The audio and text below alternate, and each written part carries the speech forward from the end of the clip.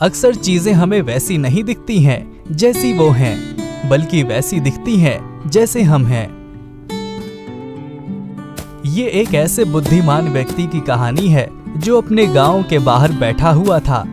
एक यात्री उधर से गुजरा और उसने उस व्यक्ति से पूछा, इस गांव में किस तरह के लोग रहते हैं, क्योंकि मैं अपना गांव छोड़कर किसी और गांव में बसने की सोच रहा हूं।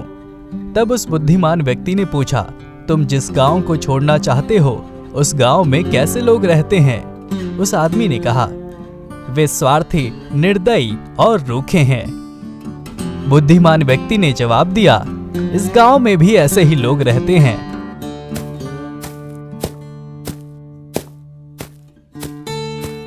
कुछ समय बाद एक दूसरा यात्री वहां आया और उसने उस बुद्धिमान व्यक्ति से वही सवाल पूछा।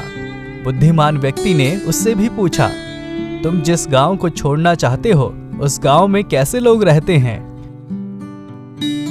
उस पर यात्री ने जवाब दिया कि वहां के लोग विनम्र, दयालु और एक दूसरे की मदद करने वाले हैं।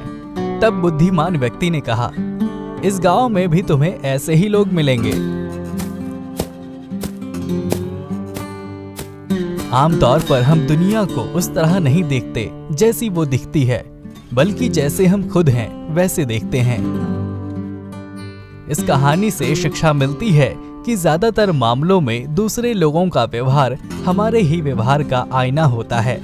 अगर हमारी नीयत अच्छी होती है तो हम दूसरों की नीयत भी अच्छी मान लेते हैं। हमारा इरादा बुरा होता है तो हम दूसरों के इरादे को भी बुरा मान लेते हैं।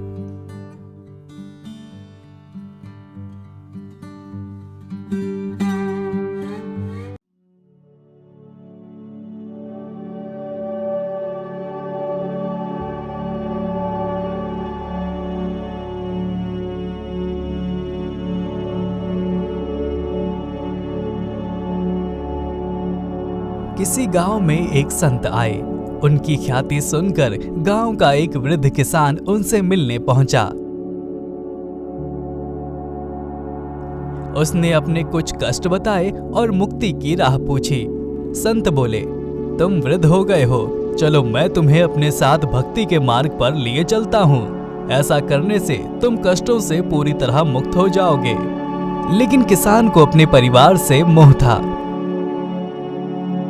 वो बोला, महाराज जरा पोते पोतियों के साथ समय गुजार लूं, फिर मैं आपके साथ चलूंगा। संत ने हामी भर दी। कुछ वर्षों के बाद संत वापस आए तो वृद्ध किसान ने बोला, जरा अपने पोते पोतियों का विवाह देख लूं, फिर मैं आपके साथ चलूंगा। संत ने फिर हामी भर दी। कुछ वर्षों के बाद संत आए तो उन्होंने देखा कि वृद्ध किसान के घर के बाहर एक कुत्ता बैठा है। संत ने योग बल से जान लिया कि वृद्ध किसान की मृत्यु हो गई है और अब उसने इस कुत्ते के रूप में जन्म लिया है।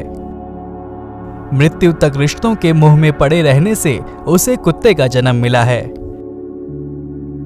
संत ने योग बल से कुत्ते को उसके पूर्व जन्म की याद दिलाई तो वो बोला, मेरे पड़पोते पड़पोतियां अभी नादान हैं। आजकल जमाना खराब है, मुझे उनकी रखवाली करनी है। वो थोड़े समझदार हो जाएं, फिर मैं आपके साथ चलूंगा।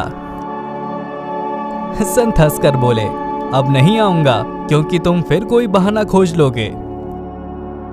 सार ये है कि संसारी जीव कभी अपने परिवार के मोह से मुक्त नहीं हो पाता। इंसान पूरा जीवन काल अपने परिवार के प्रति दायित्वों को निभाता है, लेकिन जब वो अपने जीवन के अंतिम पड़ाव पर होता है तब भी वो रिश्तों के मोह में बंधा रहता है। इंसान को चाहिए कि कम से कम वृद्धावस्था में तो रिश्तों का मोह त्यागे और ईश्वर का नाम स्मरण कर मोक्ष का रास्ता पकड़े।